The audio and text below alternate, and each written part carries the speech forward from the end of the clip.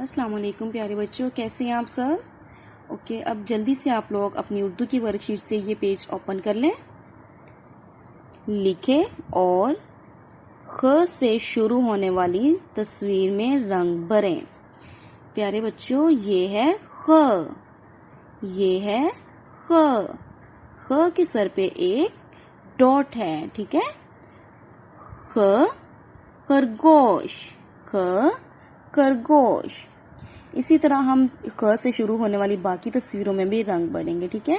और यहाँ पे नीचे हम लोग लिखेंगे ख।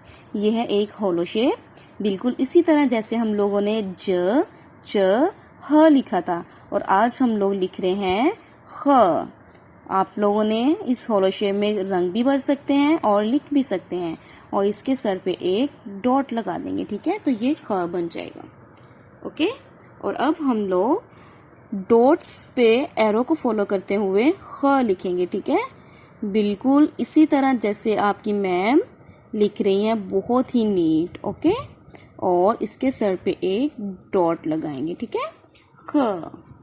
और उसके बाद हम लिखेंगे, यहाँ पे हमारे पास है 1 डॉट और उसके साथ हम 2 डॉट्स और लगाएंगे लाइक दिस। और इन डॉट्स पे हम लोग लिखेंगे नंबर 7, ठीक है। यहाँ पे हम लिखेंगे नंबर 7 और उसके बाद नंबर 7 का हम एक पेट बना देंगे, तो ये बन जाएगा ख।